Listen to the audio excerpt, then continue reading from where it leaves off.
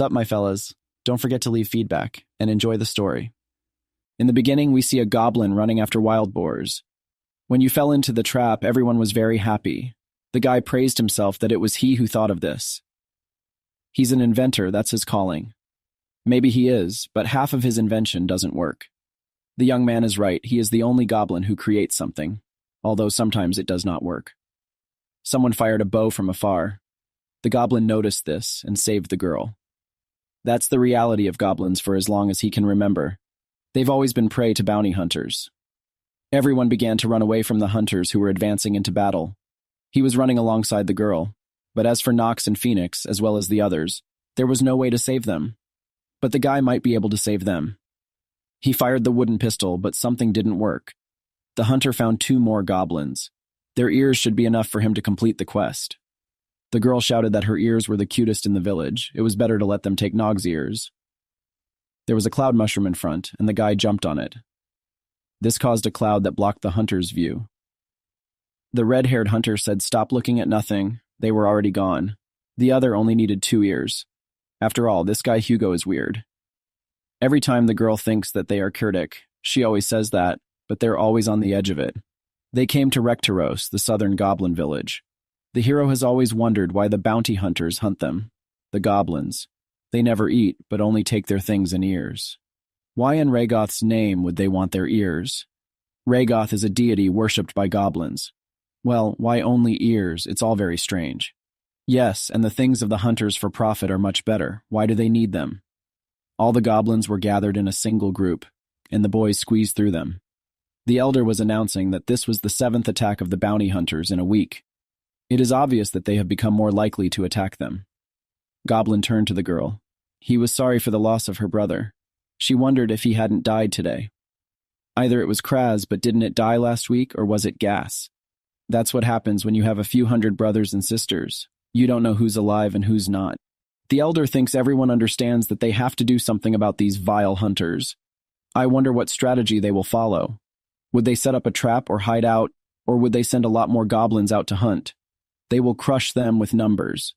The guy said that sending most of the goblin would result in a lot of losses. They should come up with a more practical plan. And what does he suggest? The head asked. He is thinking of creating another broken trinket that will magically rid them of the enemy. Now he thinks he should change the way he hunts, to avoid the bounty hunters instead of sending more goblins to them. And then you need to find out why they hunt them.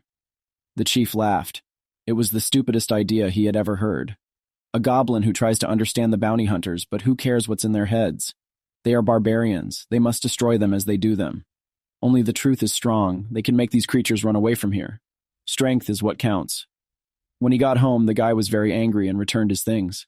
The elder wants to send more goblins to their deaths. He got angry. They also call him dumb. The girl came to him and he said they could do it together.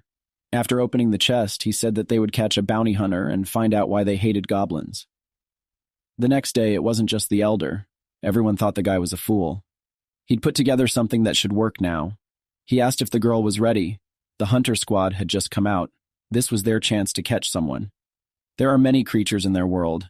Only in this forest there are more than he can count. And among them they are goblins. They are also considered the weakest, but they make up their lack of strength by numbers. However, all the creatures of the forest suffer from only one thing: humans. For as long as he can remember, humans have been raiding their forest relentlessly. I kill everything that's seen, especially goblins, as if they have something valuable. They call themselves profit hunters. I wonder how long this is going to go on, mindlessly killing each other. Is it really forever? The girl was yelling at him. He was lost in his thoughts. She asked why they were here. Everyone is fighting the bounty hunters in the middle of the forest. So wouldn't they have a better chance of catching someone if they were closer to the epicenter of the battle? Of course, yes, but then they have a better chance of dying, as they did yesterday. She doesn't want to. The most powerful bounty hunters are probably fighting in the middle of the forest right now. But if the guy was a weak hunter, he would have separated from the others and searched the area away from the battle, looking for lonely wandering monsters. They are now exactly where they can meet such a hunter. Wow, Nog even thought of that. The girl was surprised. He's doing a great job, and now they're setting up 3 traps.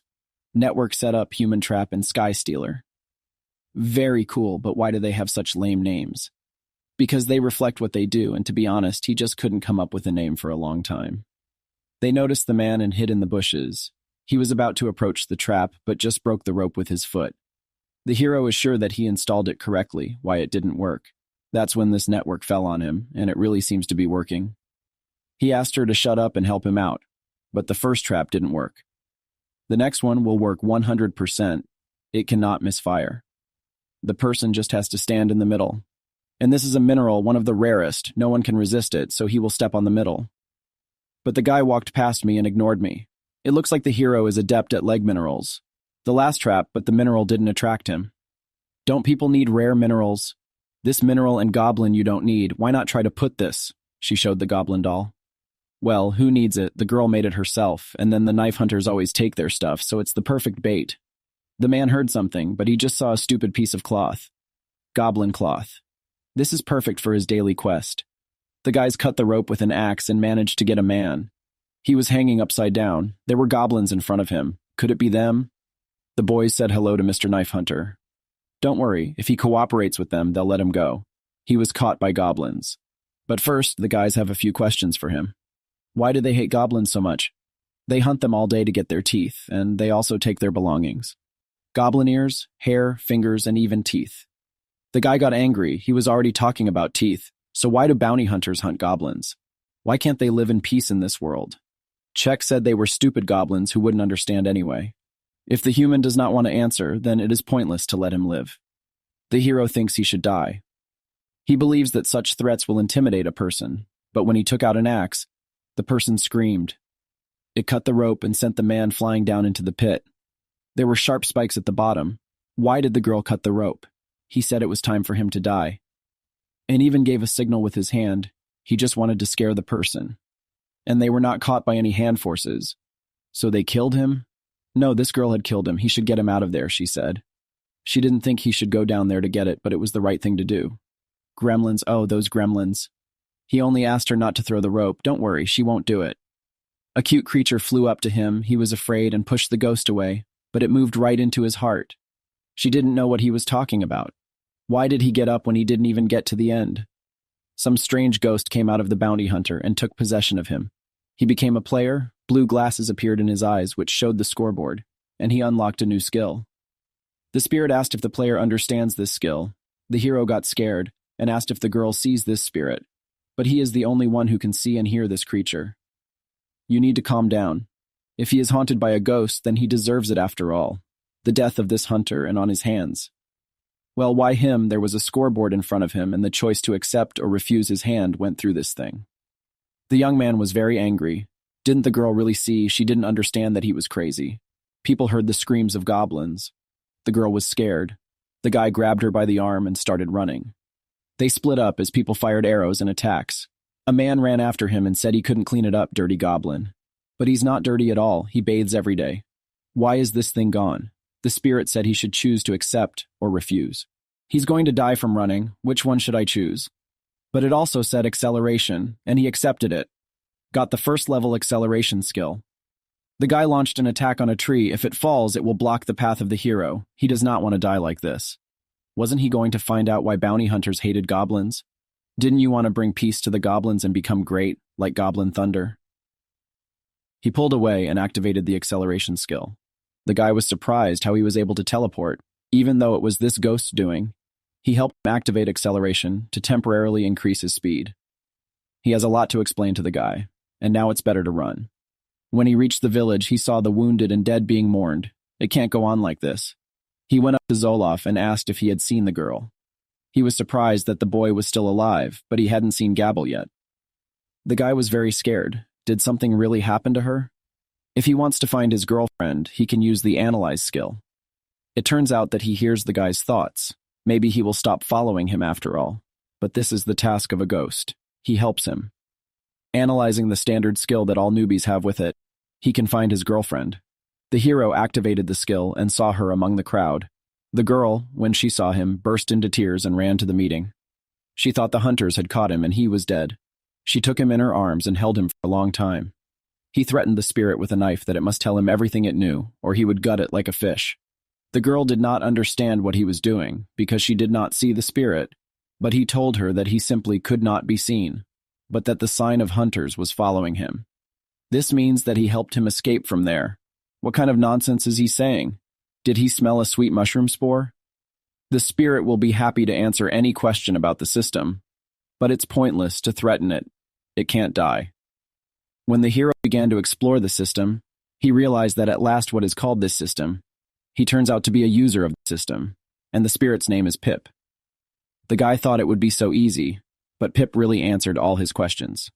The entry level in the system is the first, and these statistics reflect its characteristics. If he gains enough experience, he will raise his level and be able to upgrade his stats and skills. But does he think it's all too good to be true? It was said that he only has 2 power points, but why is Gubble 6 times bigger? Because she's so much stronger than the guy, the spirit replied. He asked him if he was out of a money hunter. Does it turn out that I inherited its characteristics? No, all the system parameters are reset when he moves to a new player. It turns out that he's really so weak.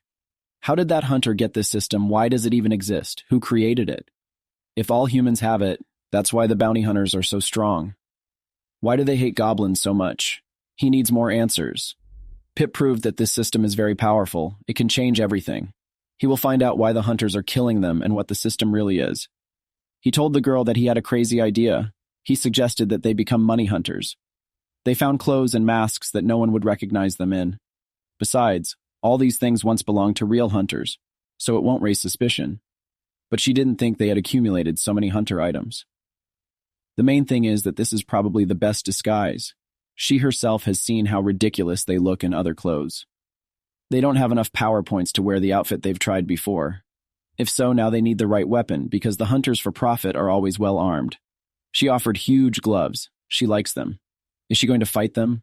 She always had a heavy punch in hand-to-hand combat. What weapon should the guy choose? Maybe use the new skill that Pip mentioned. He activated for analysis. It seems that he only has enough power for a dagger, and he always imagined himself with a huge weapon. At the moment, the guy does not have enough strength for a larger weapon. He needs to increase his level to level up the characteristics. He can save his dagger in the inventory. Just by touching the item he needed and mentally saying store, it disappeared from the guy's hands. The dagger is now stored in his inventory. To view inventory, you just need to mentally say inventory. A similar system is really very useful. She didn't understand what he was doing there with his hands, but he said that the ghost had given him access to a powerful force called the system, so he was trying to learn more about it. The ghost asked me to stop calling him a ghost, and the guy will still blame it on the ghost, the girl asked. If she doesn't want to say what she's doing, then don't say it. Just don't make up ghost stories. They heard voices that sounded like they were hunters. They had to go to them. Isn't it obvious that they are now also hunters for profit? So they should do so. People were fighting off slugs, but there were too many of them. Where did they come from at all? The guy used the analysis skill. A honeyberry was crushed on the ground. These hunters tried to collect honeyberries, but they don't seem to know how to collect them properly. That's why they fell into the trap of slime and just loved these berries. The man could no longer be there, but he was like a tank for their team and needed. They won't be able to escape while being under so much attention from the slimes. A girl swapped a man for being a coward and left them to die. This guy just went and left his friends. The goblin girl suggested that he go from here. When people were fighting off, one of them was hit by a slug that she fell. They began to attack her. Her friend tried to help her, but she told her not to waste her time. At that moment, the guys jumped out of the bushes and said, "Don't worry, they will help them." He hates fighting them because to kill them, you need to destroy their core. This caused even more problems. As long as they are near these honeyberries, the mucus does not stop arriving. But he doubts that with this injured girl, they'll be able to get away from this crowd. They broke her ribs in the slime, so why is she holding on to her knee? If you get hurt, but a friend will be able to cure it. The girl never thought that she would meet 2 dwarves in this area. They think the boys are dwarves. They must be dwarves, money hunters. They'll hold off these slugs, but only for a little while. He didn't hit the core again. How can that be? But what if I activate the analysis skill? Now he could see their weak spot. Using the analysis skill to identify an opponent's weak point is the right tactic, but only if the opponent's perception stat is greater than the opponent's. Depending on the rank, strength of the mob, it will be awarded experience points. After gaining a certain amount of experience, he will be able to increase his level. The spirit thinks he should talk about it after the battle. The girl doesn't even need to aim at the core, she just smears them. Pip wasn't kidding. Gubble is monstrously strong. What happens if his hit points reach 0, he asked. It was obvious that he was going to die. The guy was scared because he thought that he would just lose consciousness, or something like that. Why didn't he talk about it earlier? The girl asked who the guy was talking to, and the other girl tried to cure her friend. She noticed that this dwarf was talking to himself. She starts to worry. The setting didn't bode well. Why did the girl take so long to heal? At this rate, they would definitely die. She tried. She just has a lot of fractures at this rate already to save. There will be no one, she said, to leave her and go to save the dwarf. But the girl could not leave her. She promised Tyros that she would become a huntress. She would heal her friend, and they would get out of here together. The guy didn't know how to get everyone out of this mess. The slugs are too many. They keep coming and coming. Maybe he should use this skill again. Someone had killed all the slugs with a single swipe, but who was it? To this man, a bird saying that the guys, need help. It was Tyros, and he was glad he was there in time. He paid attention to the guys. They saved Laura and Arya. It seems that he is now in debt to them. They began to scold the man because they almost died because of him. A coward. He apologized because he had regretted it 100 times and brought Tyrus to the same place. If not for those dwarves, then no one would have been alive by the time they arrived. During the hunt, the tank is vital to attract the enemy to themselves, and Laura and Arya have every right not to trust him because he betrayed their trust. The guys are very lucky that a girl and a guy came to their aid. He will be happy to meet them. The man wants to shake their hand. The girl screamed that she was Gubble, and this guy, Nog. He said he owed them a favor. So does that mean he will reward them? The guy asked her not to be so rude, but the young man liked her pressure. They're currently heading to their guild in Mirlos, which is not far from here. This is a human village. If they don't mind going with them, then he thinks they can reward them for their hard work. They set off, Arya whining about being hungry. And don't worry, they're almost there. Tyrus killed them all in one fell swoop. The hero thought, is his sword really that special?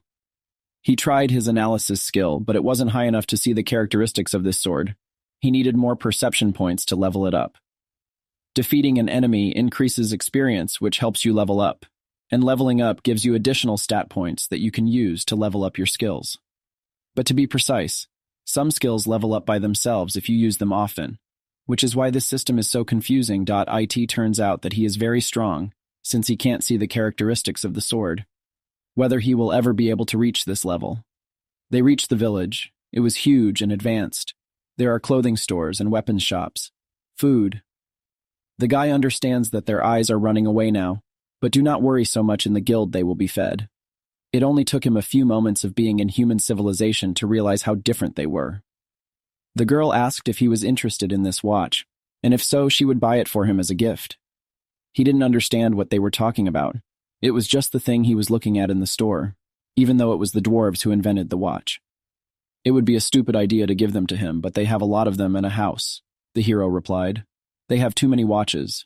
Just last weekend her great-grandfather Gnome gave her another watch. Since this is the case, they will think about what to give these guests. After all, they saved them. These knife hunters, you are not so bad. Some animal barked at them from the cage. They were scared. But why do these animals in cages pay more for some living rare animals than for dead ones? They are sent to the so-called infinity prison, ostensibly to subdue them before being sold to beast tamers. Or so the guy has heard. So they came their home, sweet home, guild, red crows. An old man was sitting at the table. He already thought that the guy would not come. Theros apologized to the head of the guild. It turned out that for today's hunt they made 2 new friends. This is Nog and Gubble. They saved the girls from death. This is Sefer, the head of the guild, introduced to the guests by the guy. He promised them a reward for today's heroism, and he is certainly happy to hear that the girls are safe. Why are there so many people crowded there? The girl asked. Today there are tests for hunters. A novice hunter for profit can pass the test in any of the guild halls. After passing it, he will receive the appropriate rank and will be able to complete quests from the task board. The Red Crows always accept hunters who have passed the tests, so Arya was in their ranks. That's true, but they almost got sick from the trial, which is probably why their rank is so low. Wait, isn't this a great opportunity to become an official bounty hunter? The man went to get gold for the dwarves, but the dwarf stopped him by saying that he wanted to ask for another reward. He asked to let him and the girl take part in the test for hunters. So they want to be money hunters, Tyros whispered to him, giving him a great idea. As a reward for saving their girls, the guy is ready to conduct a special test for the 2 of them. It's much faster than usual, and it will require less paperwork. Their challenge will be to hold out for 1 minute against the strongest guild member. Tyros Talon. If any of them hold out for a minute against him, then they will take them to the Red Gate. The guy received a task. This is a mission issued by the system. For completing the task, you can get a special reward. Reward, if they pass this test, then he will know what will happen when you level up. The guy agreed to such an offer. They got into the ring, girl. It was only necessary to hold out for a minute. A minute-long confrontation between Tyros and Gubble began. That's what I was surprised at, boy. No one has ever seen dwarves move like that. It's very strange. She pulled the guy back. What does this dwarf eat, if only some of her food, said the watchers. Girl, you know how to hold a punch. The hero was very scared, but she just lost consciousness. Now it was a 1-minute standoff between Tyros and Nog. The guy only needed 10 seconds to beat Gubble. He had to survive. No, he had to win. He used acceleration. It wasn't enough for him. He needed to go faster. None of the guys could actually see him because of the speed. Why can't he beat the guy? He doesn't understand. Has he adapted to his speed? The boy grabbed him by the mask, slid onto Thoth. The young man said to show him more tricks that he had hidden up his sleeve. What else can he do against Tyros? Is this really his limit? He promised the girl that they would become fortune hunters, and this is their best chance. If he reached his limit, then just overcome it. It means that the hero still has trump cards. But he became even faster. It can't be. Before that, he was not fighting at full strength. Tyros dodged the blow. But why can't the hero break through Tyros' defenses? He has enough mana to use acceleration again. He has become faster. So why doesn't it turn out how strong Tyros is? The guy decided to take the hero more seriously. He should. The guy threw it away and thought that this was the end, but not at all. The goblin is able to continue. The girl tried to stop him. He does not need to make such sacrifices. It was something. He was still conscious. Tyros was surprised, but a man stopped him. 1 minute and 10 seconds passed. Nog passed the test. The girl did not understand how her friend was able to withstand this blow. Just the guy hit him with the flat side of the ball. Tyros held out his hand to him, and he fought with dignity, and he can say with confidence that he will make an excellent hunter of profit. Welcome to Red Crows, he said. The level was raised. They were given hunter cards. The girl wanted a non-gray green one, but he told her not to pick on it. They probably don't know anything about bounty hunters, do they? After the challenge, they allowed them to touch the altar of their guild, thereby linking them to the hunter cards. The color of the card shows the hunter's class. A green card means that the bounty hunter is F class, but a gray card means no class. That is the lowest level of the hierarchy. The hunter can raise their class by completing tasks and earn points by gaining the required number of points. They will raise their class. This board contains tasks assigned to the Red Crows Guild. After completing the tasks, you must come to the reception and hand in your card, after which they will be awarded a certain number of points. It turns out that the girl doesn't know if she even heard what Tyros was talking about. If she wants to get a green card, then she should complete several tasks. However, he recommends that they first assemble a group before setting off for safety reasons. The usual task is performed in a group of 5 people. Similar tasks are also divided into classes. There is a task to collect goblin ears. Is this why they hunt them? The customer of all this was Quara. You probably need to find this Quara and ask him. They've come to see what the rewards are for this quest, Great Thunder. This is a goblin hero. He's wanted. Are they really willing to pay that much to kill him? A whole billion. For an S-class quest with the condition that they bring the Thunder Goblin's head. The guy thinks that this task is too difficult for them. It's better to start with something easier. And how they look at the fact that he joined them in their first task, purely for their peace of mind. A girl ran up to Gubble. She watched her closely during the duel. She showed that they were not real dwarves, didn't she? What is she talking about? Laura is talking about how trained dwarves look at them. They don't even have any products. They look like noobs. It will disgrace the guild. How can they call them stupid? Not stupid, but noobs. This is what they call new money hunters. She gave them a picture with potions. This is the least she can thank them for saving. He looked at the potion through analysis. Just drinking this can heal you. It's just incredible. He read it correctly. It's made from herbs and monster parts. The girl got this for them. These are 2 leather bags from the guild storage, so they can put the potion here. She gives them this thank you. They liked the gifts. It's very convenient. Laura is an alchemist. She makes these potions herself. You need to use them wisely. Some very good potions can cost a fortune. The guys bowed to them in gratitude. The information that a new recipe was learned. Does it mean that if he has the right ingredients, he can use the system and make a potion for himself? When he is alone, you will need to ask Pip about this, by the way. The guy is going to help with the first task with the guys, and to form a team they need 2 more people. Do the girls want to join? They didn't mind, but it seems that the girl hasn't left yet after the massacre. She's perfectly fine. And besides, she has to show her leg and Gabble what kind of dough she's made of. Since the team is equipped, it's time for them to decide on a task. They can take a task to hunt Saraspin wolves. Well, for what reason did he choose this particular task? It seemed to him that this particular task was simple and perfect to start with. There were no other reasons. They moved on. After completing a 1-minute task, he increased his level. But now for each level, he gets 3 points of characteristics. Only it is up to him to decide where to invest these points. But you need to take into account that by investing points in any characteristic and confirming it, it will no longer be possible to return it. Since he can only use stat points once, then he should allocate them wisely. Points are used to increase various stat points and improve some skills. It seems that his high stats affect the way he moves and thinks, and he will also need more experience for the next level, which means that the more advanced he gets, the rarer the stats points become. Well, why everything is so difficult, do not worry. Increasing the level is not the only way to improve his characteristics. Some characteristics can be improved naturally if he, of course, tries hard. Naturally, it's much more difficult than just using points, stats. And in addition, the higher the stats, the harder it is to raise it naturally. But its strength is so small that it's sure to quickly raise it naturally. The spirit laughed. It should be noted that the guy begins to develop a certain attitude to the spirit. If everything is so, then why would he? The young man did not have time to finish. A huge man came out with a ball on his back. The hero was in a daze as the best goblin hunter was standing in front of him. It was amazing. He and the team were talking about how they beat stupid goblins. He was killing them for fun. The guy ran away. No one understood what was going on. But he was just starting to think that money hunters weren't so bad.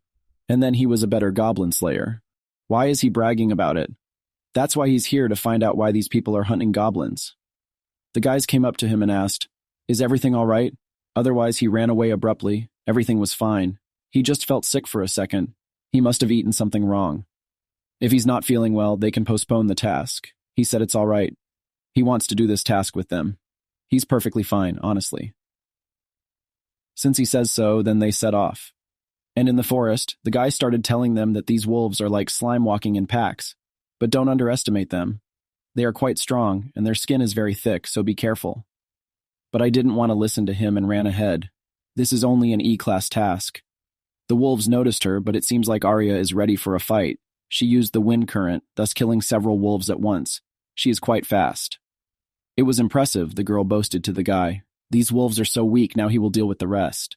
But the girl continued the battle, and when you should not go alone, why did they gather a group then?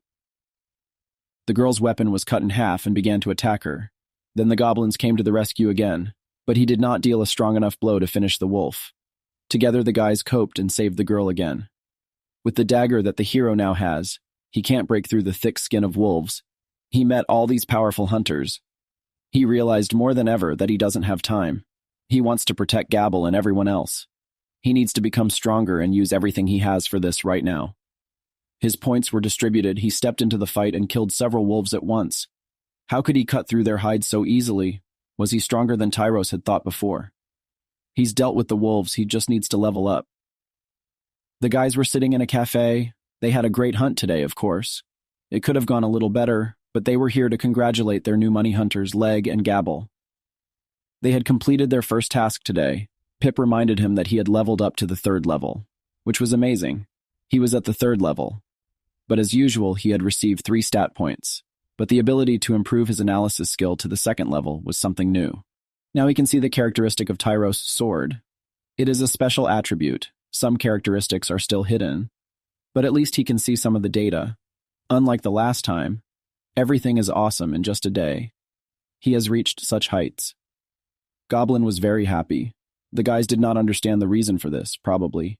He is proud of the fact that he saved the girl twice. Tyros came up to him and asked for a moment. The young man is full of surprises. Who knew that he would be able to complete this task so quickly? Of course, he knows that this was his first task, but he has a great suggestion for him. An S-class quest. He understands that the difficulty of this quest is incomparable to the one before. But it's just that, right now, the only S-class hunters in Mirlos are him and Goliath. He and the girl would be a great addition to their group. They could use some extra strength. Arya and Laura, Edward, and a few others would go with them. Such a task is higher in rank than the one they did, even with all the support that is coming. Will they make it? And will they really be able to complete it? But as the elder always said, a big risk always brings a better reward. He said that they agree, then they will see each other on the spot. It had been a really long day. He and the girl were relaxing in the room together. He wanted to try something new. When he used the analysis of Laura's item, he noticed that the system reported that he had studied the recipe, that he had obtained gray-backed wolf fangs and laughing leaves in the forest today, and that he had stolen a bottle from the canteen afterward. So it turned out he would do it. He didn't know alchemy, but it was exactly the same potion that Laura had made, so if he gathered the necessary ingredients from the recipe, the system would be able to make this item for him. And whether she can reproduce his own invention and cook food, you need to try. There was a lot of potions and food around. He seemed to have overdone it a bit. Someone outside the window said something about where this Marcus had been. He was late for a night raid. It was the best time to hunt goblins, but he was injured last time.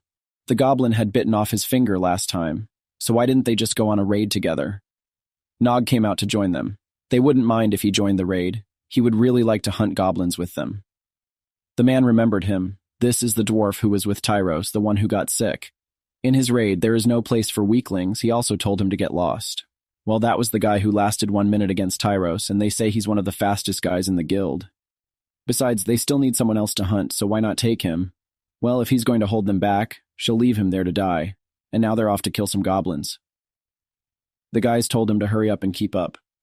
The man thinks that there will be an ideal place for bait. Bait for goblins. These are sweets. Treasures. Do they know that goblins are attracted to the sweet smell and can't stand in front of treasures? Their sweet smell lures goblins. Their glittering treasures lure them out into the open, and these hunters know their business. The hero said that the man seems to look strong. Why does he hunt goblins, and not more rare monsters? Everything is very simple, very easy to kill them. And for their body parts, they pay decent money in the market, and then they multiply like cockroaches, and there are countless of them. And also because goblins are ugly and dirty, stupid, and even while killing, he hears their death cry and enjoys it. It turns out these hunters killing goblins for fun. The guy should think about how he can stop these hunters. It's obvious that this is a trap. He hopes that they don't buy it. Of course, they bought that goblins were really that stupid. When the goblins crept up on the bait, the guy jumped out of the bushes and shouted that it was time to kill them, pointing at them with his finger. The men were angry, but the third one laughed at him, doing everything he could to stop the hunters. Sometimes he had to act stealthily so that they wouldn't suspect him. When they finally caught one, the man told the guy to kill him. This is his first chance to kill someone. When the guy swung his sword, the goblin in tears recognized the voice of Nog. How could this happen, he who is from the village?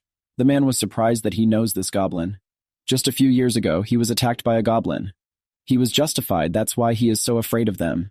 He hopes that today he can overcome his fear. He took out an egg behind his back.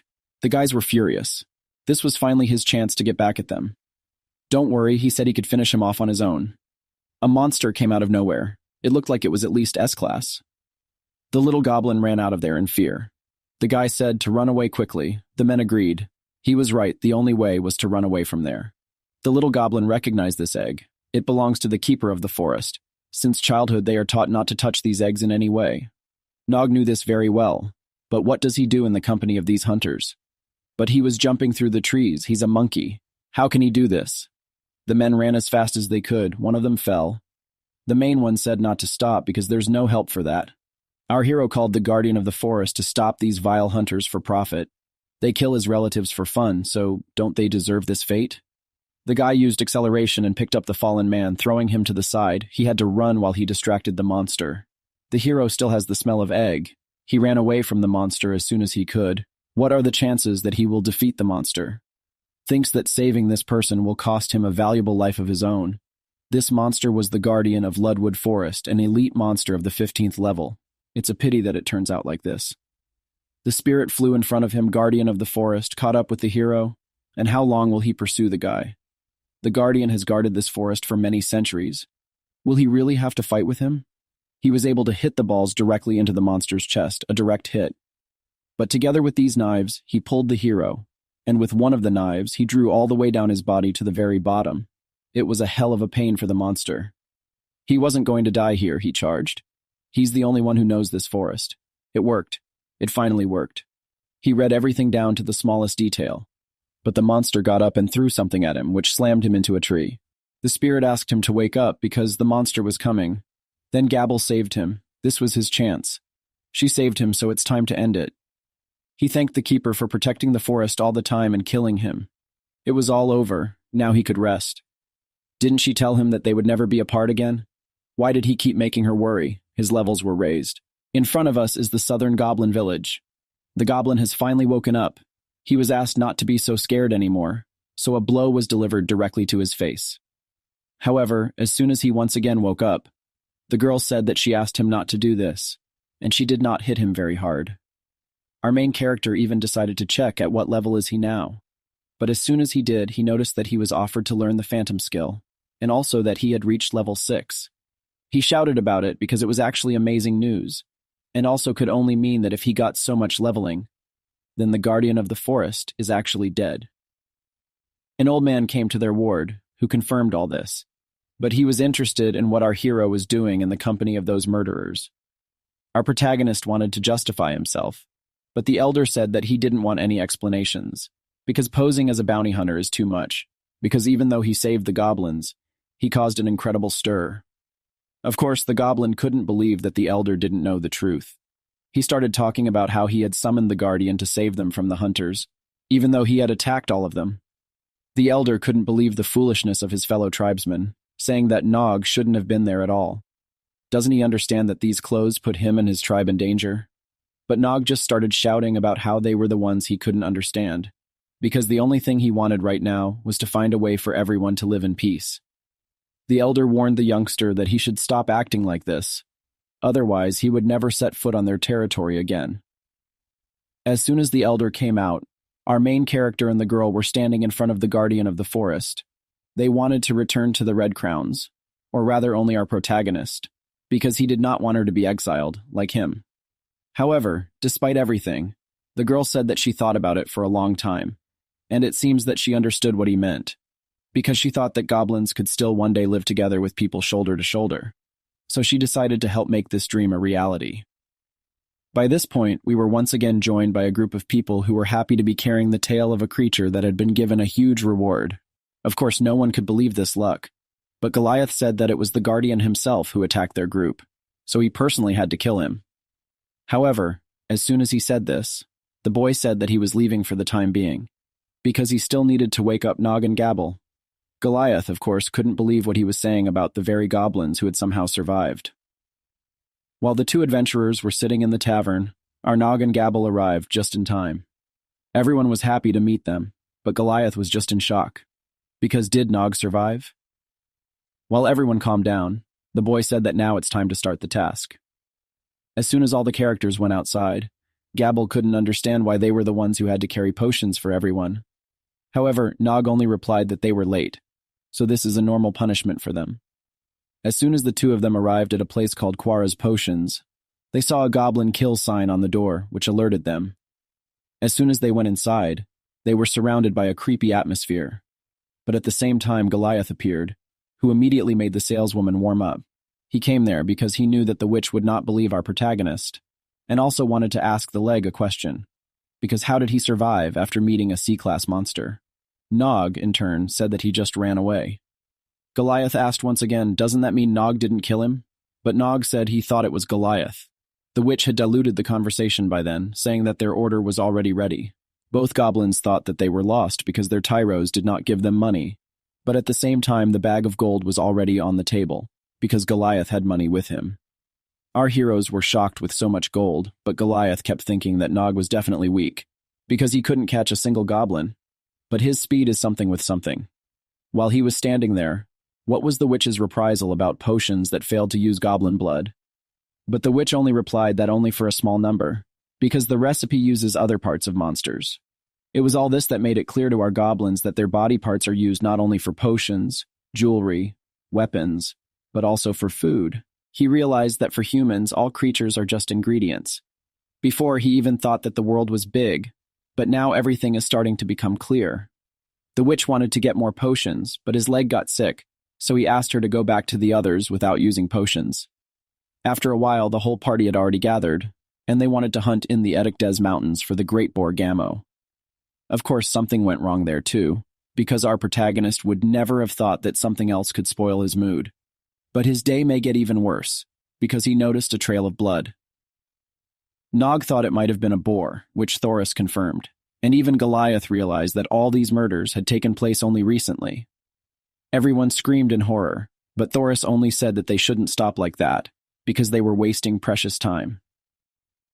As soon as they came to a certain mountain, they noticed that the trail ended safely.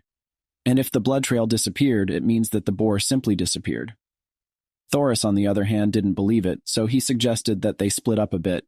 He said that the dwarves, Arya and Laura, would go with him to explore the peak, and the others would watch the pass, and he told everyone that they had to meet in 5 hours. As soon as all this was dictated, Thoris headed up the mountain. As soon as he went up, he noticed another fork in the road. This made everyone think that if they split up again, it would be when they met Gammo they won't make it until reinforcements arrive. The little spirit that was flying around suggested that Tom use analysis, because since he had upgraded this skill, now he can track where that monster went. While he was chatting with the spirit, everyone looked at him as if he was a fool, because they didn't see who he was talking to. So it was then that Nog decided that an analysis should be performed. The first thing he noticed was the boar's footprints on the wall, and he knew that these tracks were just hidden from their eyes. But he had never been able to see monsters whose tracks were hidden from their eyes. He realized that something was wrong, but at the same time pointed to the path and said that Gammo was there. Thoris wasn't sure, but Nog just asked to be trusted, because the boar was definitely there. Thoris, in turn, to the surprise of all, only loudly said that he believed every word of the enemy. He asked them to take them to the lair. As soon as they came to the cave, they decided to go inside, but they were visited by an incredible feeling. They noticed that the boar was dead, and the Lord of the Edicles Mountains, an elite monster of level 27, was bending over his body. Sure, Nog hadn't encountered such powerful monsters before, but Thoris wasn't afraid. Of course, the effect of this roar, which was uttered by the owner of the mountains, reduced all the stats of our main protagonist by 10%. Of course, the spirit had explained to him that Tom was currently suffering from a debuff, but why was it that he was seeing such information because of the analysis? The Mountain Lord by then continued to use his skills, which were clearly visible. He decided that he needed to use acceleration to save Gobble. Of course, the whole party tried their best, but they knew that they would soon have to get out of there. The monster in front of them was too strong, but Tyros was still very greedy. He didn't want to give up on fighting such a strong monster. He was saying that they were extremely lucky to have met Neg, and they couldn't let such a monster roam Karuga.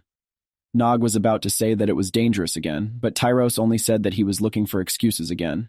The entire squad went into action, except for Nog and Gobble, who stood where they were while Tyros still continued his advance. He was about to say that it was time to start acting, but at the same moment he received a blow that sent him flying far away. They knew they wouldn't be able to do it now, but now Arya was flying into the fight and wanted to finish off the Mountain Lord. She tried to pierce his body, but he was too fast, and he wanted to crush the mercenary with his heel. Arya thought this was the end for her, but the elf girl cast a shield on her. The Lord of the Mountains continued his attacks on the shield, but Nog realized that he had to do something already. At this point, an incredible glow was rising from this cave, and Goliath thought that they should help and go there, because what kind of boar should there be to cause such a strong tremor of the earth?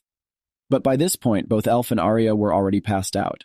Only Taurus was glad that he now had such a strong opponent, because even for him it would be a shame to escape from a B-class monster. He understood that no matter how scared he was, or how strong the opponent was, but he had had enough of fighting weak monsters for rewards. He didn't care about the danger at all, because only in this way would he be able to become the strongest bounty hunter. He was talking about how he would kill that monster and become someone who would become famous across the continent. He gathered all his strength in his sword and headed to strike at the monster. His sword just glowed much brighter than usual, and his speed increased by several times. The latter constantly kept the Mountain Lord busy, so he was even able to perform his signature skill, Smoldering Phoenix. As soon as Tyros activated this skill, he did not look the best. Apparently, he was already very tired, but not the Lord of the Mountains, because he did not even feel any discomfort after this attack. He grabbed Tyros instantly and slammed him into the ground. Most likely, the Lord of the Mountains was not so easy, because only now it became apparent that he sacrificed his arm to protect himself from the blow. Tyros was very tense because he thought that he had to win over the enemy, or all their efforts would be in vain. He's the one who brought them all there, started the fight, so he's the one who ends it right there. It started to burn even more, so the Lord of the Mountains had to put it down, but Nog caught it, saying that Tori had already done everything he could, so now it's our protagonist's turn. The acceleration skill was used. The Lord could not touch our main character in any way. But Taurus was simply amazed by the speed with which he was rushing. Gubble by that time was also already familiar, because as soon as our hero flew out of the cave, she immediately threw stones at her. Everyone was saved. They thought they had coped while praising each other. But Goliath could not calm down, because what happened at all? What happened to his allies? However, just as he thought that, a huge hand knocked out the rocks at the same time. Nog answered everyone's question that it was the same monster that ate the boar. Thoris, in turn, recovered a little, saying in a sad voice that they couldn't defeat the thing that was standing in front of them, asking everyone to gather, because he was the one who had dragged everyone into this. But Nog, he knew that things weren't going so well, because he knows from personal experience that losing friends is incredibly hard. Of course, Nog hoped that they could escape from the cave, that they could find a way to win, but Nog was already tired of making choices. He decided that everyone would go home today. He'd come up with a plan, but it would have to be done together. Goliath, also looking back on his own personal experience, recently asked to command them. As soon as the Overlord passed a little further, everyone joined the battle again. Nog even decided that it was worth trying out his new skill. An incredible number of illusions appeared on the field. No one knew when he was able to learn such a trick. The Lord of the Mountains was very annoyed that the little men were running around under his feet, and he was growling a lot, so Nog knew that this was the way he would continue to work to lure him further to their place. Of course, he understood that he used to play hunter and prey, but that was when he was a child, and now everything is completely different. After all, he was being chased by a real monster, and the situation could get worse at any moment. Goliath noticed that the Lord of the Mountains jumped for the leg, but this time our protagonist had a plan in store, or rather a cat hook, with which he was able to once again dodge the blow of the Lord of the Mountains. Of course, Nog knew that his opponent was really fast for his size, but he, as a goblin, would always be faster. The Lord of the Mountains did not let up. He continues his pursuit of our hero, and the whole squad of Thoris could not believe what they saw, because they had never seen such a clever hunter for profit before. They even thought it was a playground for them. While Nog was flying and having fun with the Overlord, Tho gave the signal that signaled the beginning of their plan. As soon as the Lord wanted to grab the Goblin, a lot of stones flew out at it, and it just started falling down. Everyone was happy about it because they had succeeded, but only Thoris knew that it was too early to be happy. But our protagonist was also ready for this, and in order to get a level, he must deliver the last blow. Sure enough, Nog asked Pip to pump all of his agility points, so his acceleration went up to level 3. And he was like a bolt of lightning coming from the sky. With incredible speed, he simply ran up to the Mountain Lord and then completely cut off his head. Goliath noticed all this, but what surprised him most was what had happened to his leg. The mask fell off. Gobble was terrified, but many people said that no one was able to keep up with this speed. Tyros also said that Nog continued to surprise him with his abilities, as if the development of our protagonist is simply incredible. Of course, after this task, the level of our hero rose to level 10, and a new skill, Merciless Robber, was also obtained. He came to his guys, who were celebrating their victory, and couldn't understand how he even survived falling from such a height. Nog said that was a question for him too, so he was immediately bombarded with his own stupid questions. He asked everyone to calm down, because he had never even been the center of attention before. Taurus, in turn, was very upset because he considered himself irresponsible. But Nog was the only one who could think straight even in the face of that monster. Of course, Taurus still wanted to be the best bait hunter, but the best one would never put his group to death. He would fight to the end, and he would also ensure victory. What does Taurus even need to do to become like our hero? By that time, it was evening, and Gobble and our main character were all talking about getting the hunter's approval, but when did our main character get all worked up about it? Nog said he told Gobble that the ghost was helping him. Pip, in turn, was upset, because he wasn't a ghost, and Gobble said that they had come up with this whole idea in order to understand why bounty hunters kill goblins. But it seems that Leg is only interested in showing off in front of people to become stronger. She realized that they are cute as long as they appreciate him. This is how they differ from the inhabitants of Rektoros. All the memories of his village flash before our protagonist's eyes, and Gobble had already said that if all the hunters found out who they really were, they would kill them, just like any monster. Gobble took off her mask, but Nog reacted violently. Gobble in turn said that she asks very strongly not to forget who they are, because the more time Gobble spends with them, the more he thinks that everything is possible. However, by this point, Nog was smiling broadly. He was talking about how the hunters, as well as the goblins, were definitely able to become friends. Gobble was smiling, and she gave her friend a nice slap, and told him not to forget what she had told him, and that he was always stubborn. By that time, we can see that someone was watching them. Someone definitely heard their conversation. Of course, as soon as the legs are small, when he moved away from Gobble, he was very happy, because he got an incredible amount of experience from that very monster. But the most important thing was that he got the Phantom skill. Of course, Pip said that he received not only it, but also a merciless robber, which allowed you to temporarily transfer points of characteristics to an object or feeling. Pip said that this skill should be used wisely, but our protagonist was definitely not listening to him anymore. He immediately activated this skill on the stone, to which he transferred 10 dexterity points. As soon as he did that, he would remember that he had wanted to become stronger from that day on, and they were lucky to have survived the battle with the troll, because it usually takes 50 goblins to kill one such troll. But if he had been stronger then nothing would have happened. He just shouted that he wanted to get stronger, but Pip only said that he needed more training. Of course, after a while we realized that the news of the Red Raven's victory over the mountain troll has spread quickly. This was the first time that the bounty hunters from Mirlos had killed a B-class monster, so they started receiving other tasks after that. And they were even able to take their eyes off the goblins of the Rector's Forest, because it was these bounty hunters who saw how fast the mountain troll was growing, and they constantly felt anxious and needed to get stronger. But of course, Nog still couldn't believe that he would ever enjoy this job. When 2 months had already passed, Nog was lying down with Gabble and discussing how they liked everything. But at the same time they were shouted out, they said that the head of the guild called everyone, and in general they need to get together as soon as possible. A second later, when everyone was ready, the squad started on their way.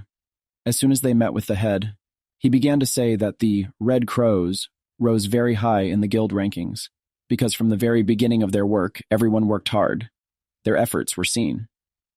At the same time, an old man spoke up and told them that they had come to them from the kingdom of Cromor on behalf of the king to find experienced mercenaries. Behind him was an A-class hunter, Hale, as well as Dorian. Everyone was beginning to be surprised by such a sudden appearance, but I was even more surprised that they were looking for mercenaries for tasks of such a high rank. Tyros was very enthusiastic, so the old man noticed this and told everyone who wanted to participate to step forward. Absolutely, the entire Red Raven squad had a strange range of emotions. It was night now, and Gobble was saying that she didn't want to serve the human empire. But Nog was just asking him to understand too, because this was a chance to see the world and a good chance to become more powerful. Gobble was still shouting that they didn't owe people anything, and tearfully told them that Nog had changed and was only thinking of getting stronger. Nog pushed her hand away, saying that there was nothing wrong with it, because they would be able to protect all the goblins. Gobble in turn, she simply couldn't hold on. She couldn't believe that Nog was ready to die on this mission. What would she have to do then? We understand that Gabble was always with our hero. She always fought alongside, even without knowing about Pip in the system, just because she trusted him. But then she said that this was their last task together, after which she would go home. Now we see that each of our heroes is already flying on a ship over the capital. Everyone is fascinated by this picture. And Goliath encouraged everyone, because he also liked it very much. He even wanted to argue with Taurus and fight, which was watched by all the remaining members of the squad. Everyone was laughing at them, so they decided to go to the building itself. Next, we can see that our protagonist and his team entered the building of the Sapphire Dragons. He used the Analyze skill and noticed that all the lower class to A-rank mercenaries were gathered inside this building. It was only possible to tell from one weapon at all. It was at this moment that Rayun, the SSS rank hero, came out. Everyone knew that only 10 people had this rank. Our main protagonist immediately lit up. He wanted to see the characteristics of this mercenary. But as soon as he tried, he noticed that he was denied access. He immediately turned to Pip but did not have time. because Rayun started shouting, saying that this task, where they will go, is incredibly dangerous, but warned that she would not tolerate compliance with her rules in the task.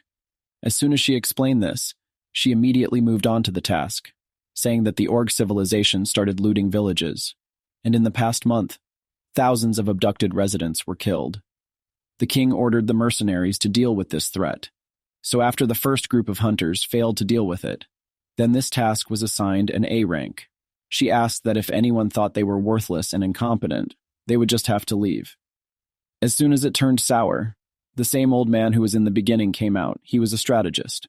Nog and Gabble discussed that they never got along with the orcs, because they definitely didn't have the best history with them. Nog knew this wasn't the time to be afraid. In front of us were the statuses of our main protagonist, where level 24 was written. All this was observed by Rayun, who had the same spirit as Nog. She wanted to pretend that she did not see anything. A few seconds later, the city of Udomor, the city of the orcs, appeared in front of us. Nog thought it reminded him of storming his city, but then he said that they needed this task because orcs are cruel monsters. Of course, Nog was immediately approached by Taurus, who asked him not to worry because Nog was always good at fighting monsters. He said that he was inspired by him all their time together, and then handed him a certain box, saying that this equipment would help him, because our hero's fighting style is assassin. There was a small hammer in there, so Taurus said he hoped Tom would be comfortable using it since today was definitely a dangerous mission, so he thought it would be a good idea to make such a gift. Nog started to roar behind his mask at the same time, as he believed that his plan to make the goblins and humans friends was getting closer and closer. So instead of saying anything, Nog just hugged Tyros and said thank you so much. But Tyros only said that he needed to give thanks after the mission. Many ships were already hovering over the city, and the task commander asked everyone to prepare for landing. Of course, there were several groups to attack, all of them trying to eliminate as many orcs as possible. One squad was Assault, Squad A, then there was a Rescue Squad, Squad B. Nog knew that the orcs had plenty of prisoners, and it wouldn't be difficult to find them all, but it was more like a massacre. While he was thinking about this, the hammer in his hand was knocked out by someone. The assault squad at this moment came face to face with quite strong orcs who were not afraid of them. They even noticed that one of them knocked down the airship with his hand.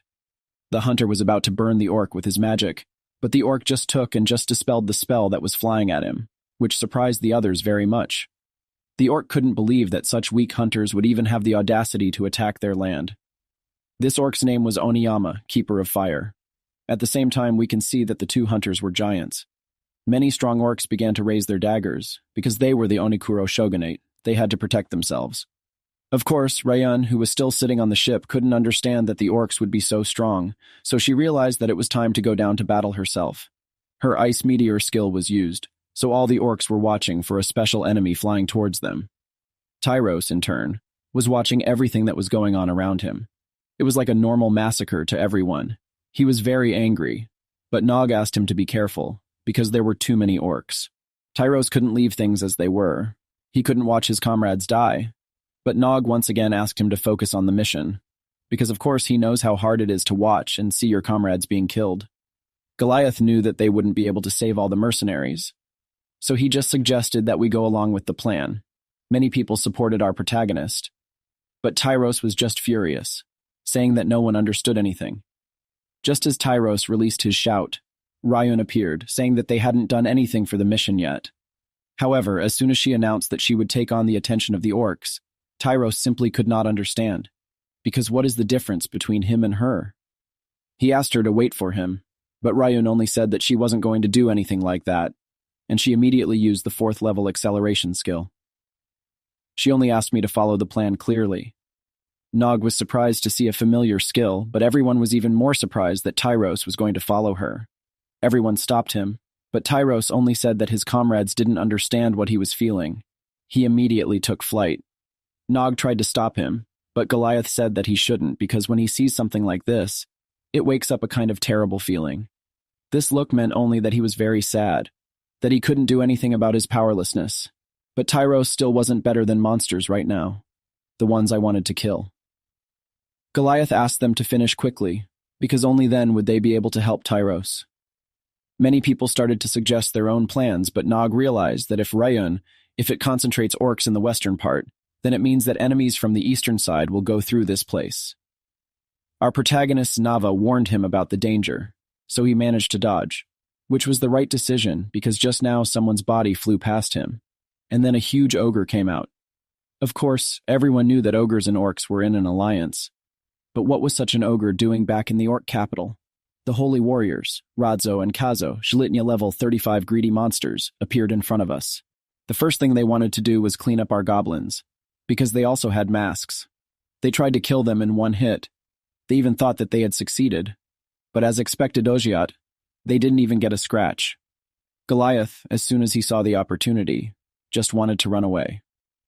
The ogre couldn't believe that such people wanted to run away from them, such great monsters. But as soon as they entered the hangar, they saw some strange jokes under their feet. And of course, they were bombs that exploded. Many orcs thought it was some kind of magic, but Nog was horrified because the explosion came out a little stronger than the prototype, but the ogre was unharmed. So our protagonist had to appear in front of that enemy. The ogre thought that if he grabbed it, everything would be over, but Nog made it clear that he was definitely not alone in this mission. The ogre couldn't figure out where they came from, but everyone said they were there all the time. After a series of blows, the arm of one of the ogres was chopped off, and the head was most likely dead. The ogre was crying with loss and frustration. He wanted to kill Gubble, but no one would let him. So at the same time, Goliath and Gubble did a punch that threw the ogre out into the street. At the same time, the ogre tried to reach out to his brother, saying that he should wake up because they had already lost too much to greedy mercenaries, so they had to conquer the whole world together. The ogre activated some kind of spell, also turned on our goblins, saying that they should also die with dignity.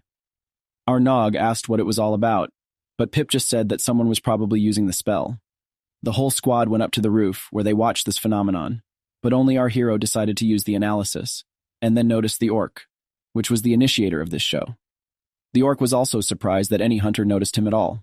It was Onikuro, the orc emperor, a top-level 58 monster.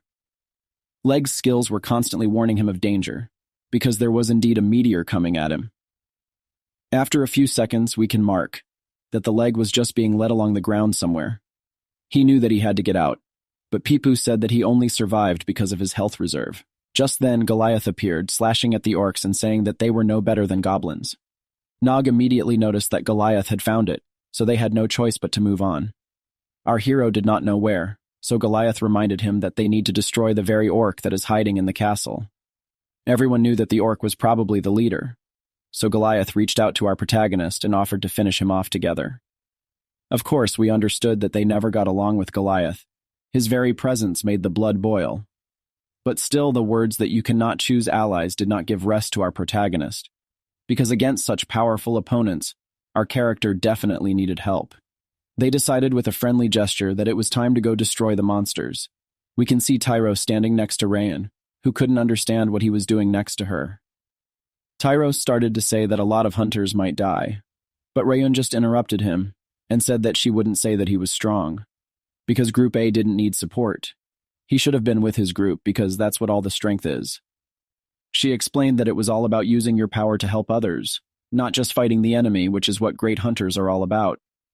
She hinted to him that he made the wrong choice, leaving 1,000 innocent residents to an incomprehensible fate. Those words startled Tyros, because what was he fighting for anyway? Had he made the wrong choice again? He knew that if the great hunters were different from the rest of us, then it was just that he didn't understand everything like that, which only meant that he wasn't as great as he thought. So he asked Rayun to clear the way for him at the same time, because she was right. He definitely shouldn't was located there. He realized that he was supposed to be with his friends. Rayun in turn was glad that he had a brain, but warned that after that he would not become a great hunter. She said that she would clear the road, but if he disobeyed her again, she would personally kill him. After this point, we can note that Gabble also woke up under the rubble. So what was Nog even thinking when he agreed to this task? But as soon as she looked around, she noticed that an orc was flying straight at her. She thought that all was lost, but she was immediately protected by Laura with her shield. The orc started hitting the shield further, thinking that it couldn't be stopped by such primitive magic. After saying that, the entire rescue team stepped on him. Laura asked Gabble to go rescue the prisoners because she learned a lot after that incident in the forest. She can no longer constantly run and ask for help, because it was Gabble and Nog who showed them what it means to be a mercenary. She expressed a huge thank you, so this time they will cope on their own. Gabble was also encouraged by these speeches and said she would return to them soon. As soon as Gabble left, the party continued to have fun and fight against the orc. They started taking potions because this time they were really serious. The orc was very angry with this behavior towards him, so he started using 4 of his swords at once. But we are transported to Gabble, who entered the place where people were imprisoned. As soon as she approached the cell, she noticed people asking to be released. She wanted to free everyone, but at the same moment the most important orc appeared. He noticed that the smell of Gabble was different from the others, but still struck. Gabble was still intact, which the orc noticed, so he tried a more powerful strike. This charge went straight to Gabble, and the only thing Gabble said before that was the name of our protagonist. Everyone thought something was wrong, everyone was worried, but we didn't have to worry because Gabble had protected Tyros. The orc was not happy about this, because he realized that the enemy's specialty is also fire. Tyros asked where everyone else was, to which Gabble replied immediately. Tyros realized that he was going to have to finish off his opponent quickly, and he decided that it was time to show his best. He decided to act as quickly as possible. Gabble was also shocked by the speed of Tyros, who used his main skill, Phoenix Art. His skirmish with the orc was simply unverified. It seemed that the orc wasn't giving the orc a chance. The orc in turn began to talk about what he could only call a battle for the entire day. He could feel the flames in Tyros' heart. A strange aura began to cover the orc's entire body, but Tyros began to doubt his own strength, because he could not believe that the orc would survive such a blow. Gabble started to help, but another opponent appeared. She said that she was now her opponent. Tyros remembered their commander's words at the same time. He didn't believe that he could make her promise because in front of him was just a frightening aura and a hopeless situation, just like that time in the cave. He realized that he couldn't do this anymore because he was a hunter. He had to get better. The orc thought that this was all a joke, because just looking at it wouldn't be enough to defeat it, so he decided to check out Tyros' solution. He decided to compare their flames. Of course, Gabble also continued to fight, but she didn't succeed. Her opponent said that she liked to fight now, because before that everyone was looking at her as if the orc should feel sorry for them. But she just didn't want to do it, because it was the hunters who attacked their village. Gabble said she was sorry, but all orcs said was that she was trying to make them feel sorry for her again. Orcs started saying that they didn't deserve to live. Gabble knew it reminded her of herself, but what was she doing now? She knew that now she doubted the whole idea, because would goblins and hunters be able to become friends? Of course, she thought it was possible, but she didn't think she wanted such a future. As soon as she thought about it, the orc simply tore off her mask with its punch. Gabble tried to adjust her mask, but the orc kept throwing punches at her, telling her that she didn't need Gabble's pity. However, Gabble began to say that she understood the orc. She understood the fear of bounty hunters. Now Gabble will not fight her as a profit hunter. He will fight for his best friend, because in this world she can only trust him, so keep your promise and complete the task. Orc was a little excited by this information, because fighting for someone else only meant that Gabble had low self-esteem. The orc charged at Gabble, saying that the dwarves were the most pathetic race among hunters, but Gabble only said that her race had nothing to do with hunters. Gabble's punch, which was supposed to hit the orc, just missed, but the wall then began to crack at the seams. Gabble continued her onslaught, but the orc realized that Gabble's natural strength was simply not inherent in any of the races she thought of. It was more similar to their race. The orc started to say that the fact that the hunter was impersonating another race was even more stinging, so at the same time she struck another blow. Gabble flew far away, but the orc did not want to let her go. She said that warriors fight for what they believe in. They give their lives and souls for this goal. But Gabble fought on the side of the enemy, for the bastard conquerors who killed thousands of monsters of all races. What kind of hellish bloodshed is this anyway? However, Gabble thought for a while and said that she herself sometimes wonders about this question, and then immediately dealt a decisive blow to the orc, which sent it flying. The orc broke through many floors with its body, and then completely passed out. Of course, the whole picture haunted Gabble. She just took off her mask and expressed a desire to just go home. It was the hero's first hunt, and he was really sorry for the injuries, but his father said that he had to be brave. They deserved it because they attacked his house. No matter how many times the guy attacks, he can't break through the monster's defense. Gabble appeared behind him. It's impossible. Keone would never lose to her in a brute force battle. She apologized for disappointing the monster, but the goblin was stronger than Keone, so what did she do to it? The enemy is very angry. He will make her pay, and he will not touch his finger. He will not touch her. The monster told the guy to go against the road, but then it threw a punch that caused the guy to fall into the hole. He was very angry at him and the damn prisoners. Then he used an annihilation attack and sent everyone to hell. Didn't he say that that useless guy got up from the attack in the pile of smoke? Tiro stood up and said he would never let him near her. The little brat had survived the destruction, the monster thought. Even A-rank hunters were reduced to ashes after a single strike. Where does he get his firepower from? Maybe from the sword? Nog ran up to the guy, worried about him, but he told him to leave the vile orc to him. Better to focus on getting everyone out of here. He would protect him. It turns out that the guy is pretending to be a defender, but if so, then let him be their shield. The monster has inflicted another destruction. He would wipe everyone out, the fight continued. The guy repelled the attack with his sword. The girl was worried about the guy, so she even broke the cage. How annoying it all was, obviously, that the fire resistance reduces the damage received. But after 2 hits of destruction, he can barely stand on his feet, so he will just beat him until he dies. He used a few more annihilations. In any war, there is always one weakness, the price of which your life is selflessness. But the look in his eyes made it clear that he had already let his friends down once, so the fear of repeating it all again would ruin him today. Gubble needed to help Tyros. One of the men's legs was broken. He wasn't sure he could walk. She couldn't just leave them here. She silently wished Tyros luck. She would come back for him.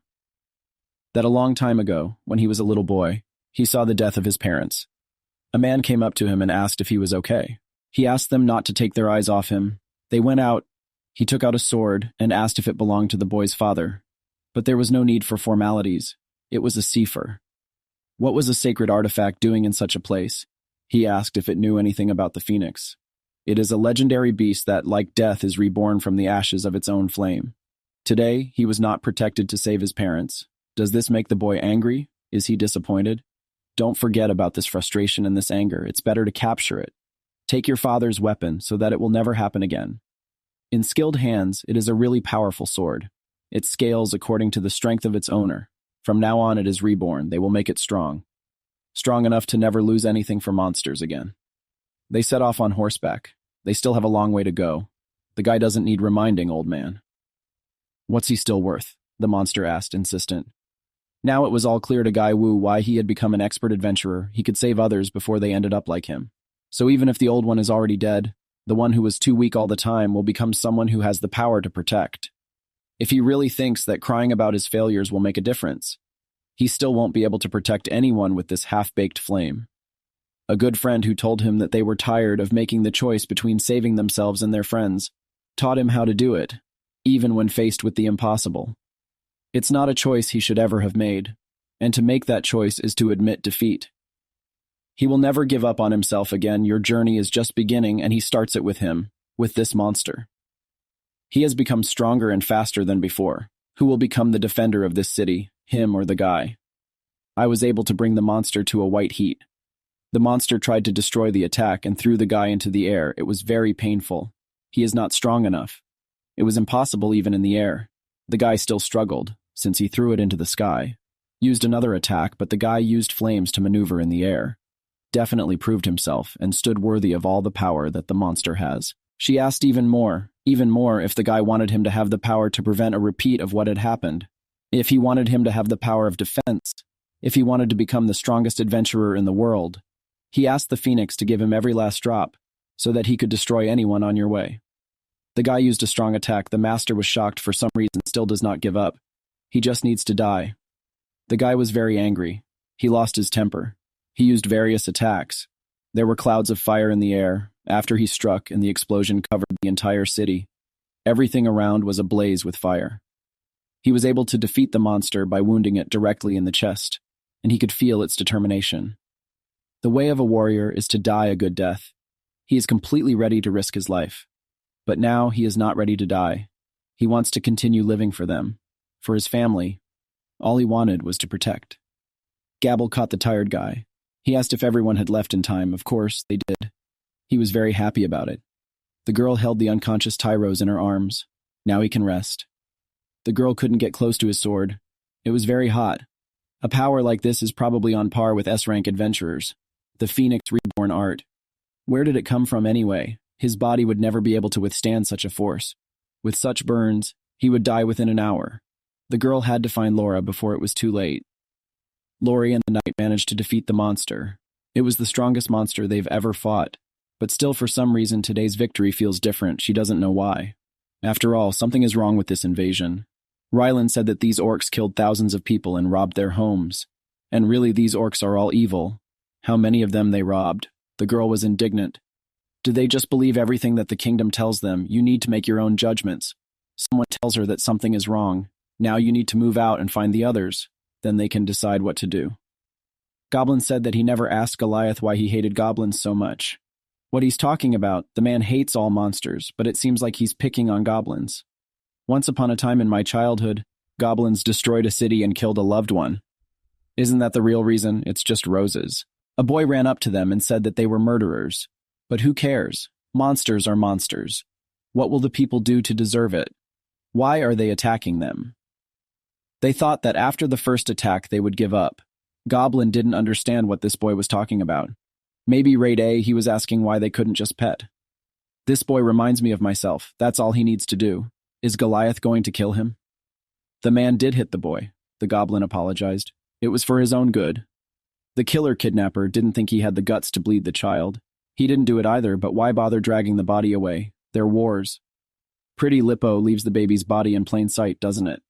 The man thinks he's a little bloodied. He doesn't deserve to die in a place like this, but he needs to stop this war now before anyone else gets hurt. They didn't come to the house, but where did all these fireballs come from? There was a monster at the exit of the house. Finally, they came. This is a traitorous goblin, he said. It looks like the Orc King is in this place. The man asked if the guy was ready. He was always ready. He asked Pip what this angle was. It looked good to him. Then they would try to do it. He threw 2 stones and wounded the guards. But how did he know that there were 2 orcs there? The man wondered. And he also knocked them out with just a few stones.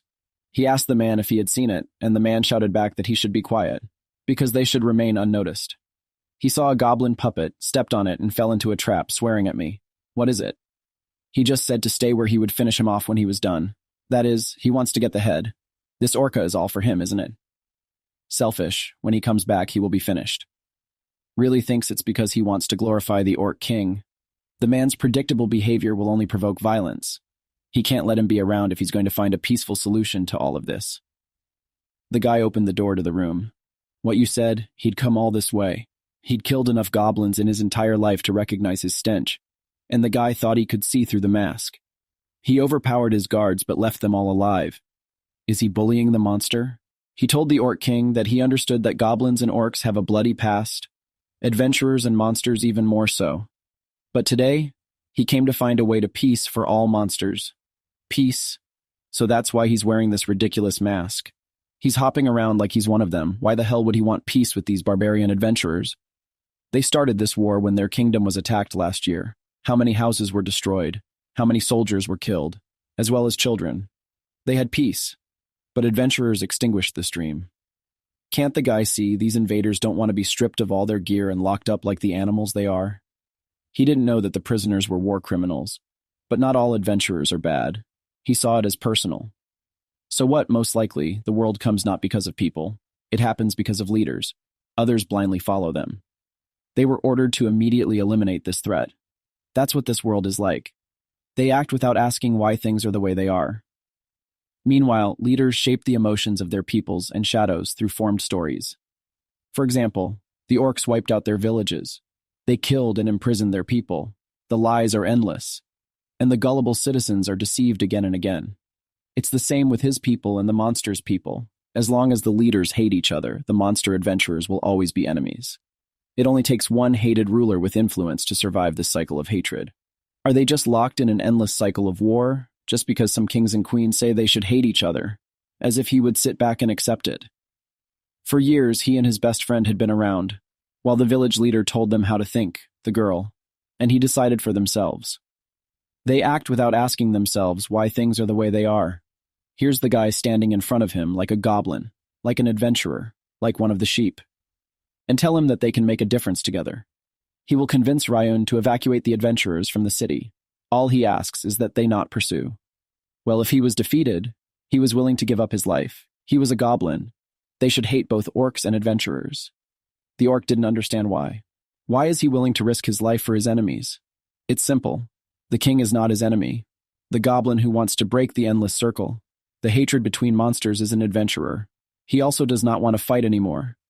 But peace is just a pipe dream, or this is just the first step. At this moment, a man appeared. He was worried about what to put on the festival. He charged the king.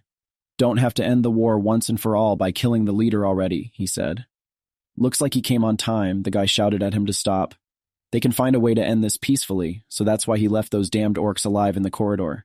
It's good that he finished them off already too late for this world." "It doesn't look like he wants peace," the king said. "The orcs didn't shed the first blood, the adventurers were the first to attack. If you only think about how many adventurers named humans would still be alive if it weren't for the monsters. As if they never existed. How many scavengers would still be alive if the adventurers didn't hunt them? It's strange to hear from an adventurer with the highest guild rating. Why is he suddenly so concerned about how the monsters feel? For every piece of trash they kill, they indefinitely kill 10 times as many.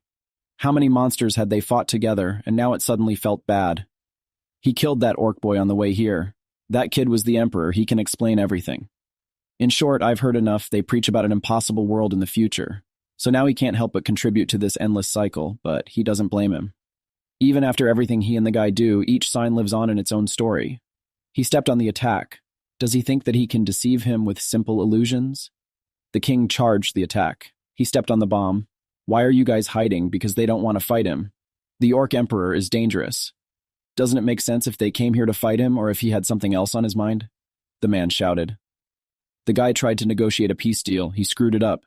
It's war again, so he's not here to fight, so what the hell is he doing here? The man said to get out of his way to the guy. He doesn't have time to waste it on those with weak determination. Who should understand the adventurer? Is he or what? You must have a very high opinion of yourself. A great hero can bridge the gap between a monster adventurer, but heroes are not like them. This is the simple reality of this world. As the emperor, he sentences both of them to death. If he didn't come face to face with him, after this war, he made sure that their homeland suffered as much as the king said, his real home, so he should get out. Let him crush his silly dreams of peace and teach you a lesson about this world. But all he saw was a doll on the outside and a pile of rocks raining down on top of it. The guy asked to listen to the emperor. A true warrior doesn't bring mercy. He will die with honor. The hero can't do anything. Feel if he died. Before them was his village and a lot of goblins. What is it? That's impossible, so he asked if Pip was there, what was going on. He saw familiar guys and a girl. He asked what they were doing here. Where the orcs, Goliath. What was he saying to the campaign? He was sniffing those sweet cloud mushrooms again. They had driven the orcs out of the forest years ago, and besides, who was Goliath? The elder said that we should not leave some offerings for the forest guardian today, and he has some mead. Is this the peace he's always wanted? A world where adventurers don't hunt them. Such a life he now lives in the village.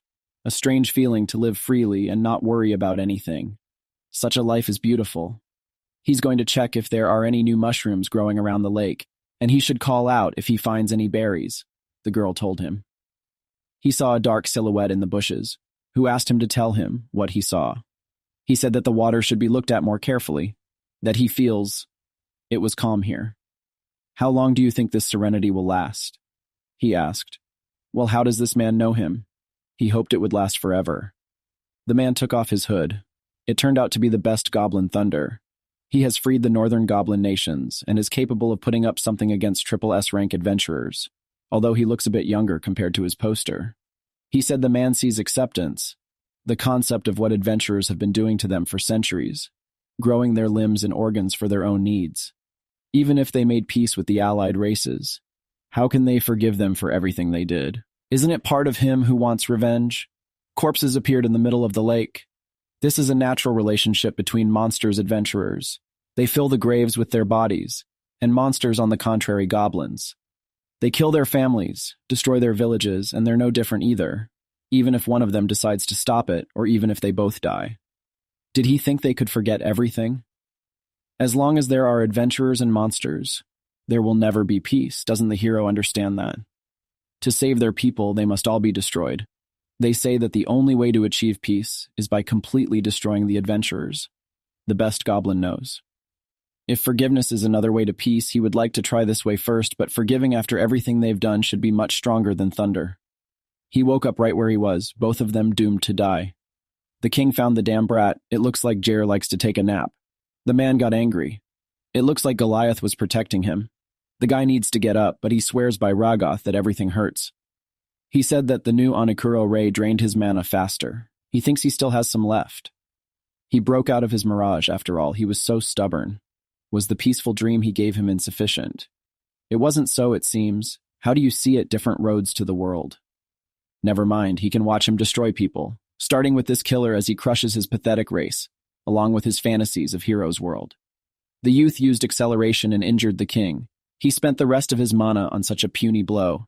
His appearance is as stupid as the king remembers it before. If he sees genocide only as his path to peace, then they have nothing more to talk about. Can't accept this amount of mana anymore. The guy can't use any of his abilities. How is he going to win then? The guy flew away on the rope like a bomb doll, and the stones were made not by a man, but by this goblin. And I used a smoke bomb. The base is trying to catch the monster off guard. But why does everything smell like gunpowder? He threw a match into all the smoke, and there was an explosion. Everyone would stop looking down on him. All that matters is power. He's too stupid to do anything that works. He's been told before, peace is impossible. The man is going to prove everyone wrong, and he will start with Onocurus. If he wants to fight him, you'll regret ever threatening him and his house. Where did all these contraptions come from? It should figure this out soon enough. Using all these platforms that it hasn't implemented, it can gain momentum and accelerate itself. It didn't matter what inventions he had or how fast he was. Pip told him that the shield was about to break. But the slug shields he made can regenerate, but not from such damage. If he remembers correctly, the destructive power of the supernova spreads over a wide radius, but only lasts for a short moment. If he can avoid this radius for the duration of its effect, he can find a loophole. Corallian didn't understand what was going on with the paper being restored in the second after he uses it. If he couldn't use his abilities, then he would just fend off the goblin's attack. After all, how strong could a goblin of his size be? The hero charged him on the head with a weapon. A simple goblin should not be so strong. The king was surprised. This is a hammer. The previous blow was completely different from this one. How could he lose to a goblin with a wounded king lying down and not have to do it again? He said. Why wouldn't the goblin just give up? The peace he seeks is impossible. His level was raised. He fulfilled the necessary requirements. The evolutionary path became available. Why did Goliath do this? The man didn't understand what was being said. The king was going to wring his neck. Didn't he save the boy's life? He should be grateful to the man. The guy thinks he doesn't want to be an adventurer. He thought he could make a difference. Maybe he took on more than he should have. He wants to go home. It looks like he's serious about going back to Rectoros. They think that they can do something else. He still believes that the adventurer's monsters can be friends, but he begins to doubt whether this is the right way to achieve peace, bearing in mind that they are invading the orcs. Of course, he did not kill anyone, and this invasion happened to him or without it. Anyway, he was just trying to help. He's not a bad guy at all, he explained Pip to him. He thanked him because he never thought that he would be the one who cheers him on, by the way. This system screen appeared after Goliath killed Onocurus. He must have gained experience for helping him win. But what does evolution mean? He has an idea, because his previous owner did not have such an opportunity, and he asked to be allowed to find the answer in the database. That is, he always had a database, according to which monsters that encounter certain conditions or reach a certain level are able to evolve. So that's why Thunder doesn't look like a goblin. It was huge. I bought there are 3 ways of evolution available, but you only need to choose one. Hobgoblin, these large goblins are known for their brute and unusual strength. They heal faster compared to other goblins. This makes them tougher opponents, and they also have great stamina, allowing them to fight for several days without the need for a gesture. It sounds like something that would suit a fighter. Fairy Goblin, these are special goblins capable of magic. This evolution took place in the goblin villages, feeding on the forbidden fruit from the Tree of Life, which bestowed magical skill and traits inherent in the fairy. Our hero has never seen goblin fairies, but then again Pip said that evolution can also occur due to the environment. Fairy goblins might not exist near rectors, after all. There are hundreds of goblin villages all over the continent. An evolution based on magic would definitely be powerful. Goblin Canary. This is super rare. Such goblins are incredible. Rare among the goblin race, they are known as goblin ghosts. This is due to their supernatural speed and adaptability to dark and mysterious places. Out of all those revolutions, this seems to be the best fit for his current fighting style, which is based on speed. But the transformation, he is not entirely clear what it does. He is not sure that this is the right choice. He must trust his intuition. The guy had evolved, but Pip hadn't said it would hurt that much. He hadn't told him he'd never heard of it before. He feels a little stronger, but his hands feel a little weird.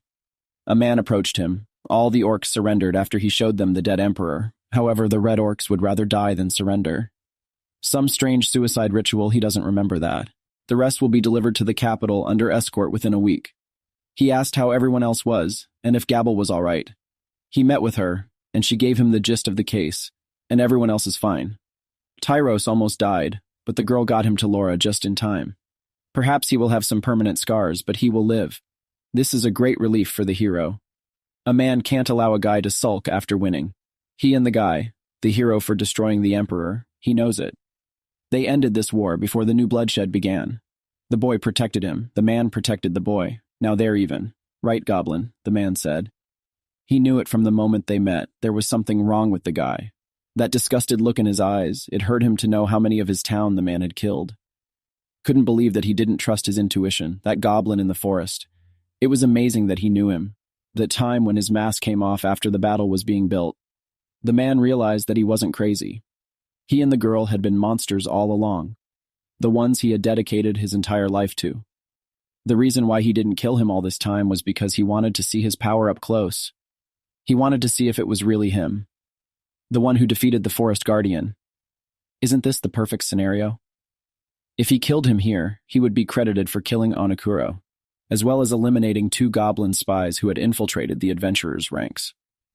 But what was he going to do with the girl? She was staying for dessert.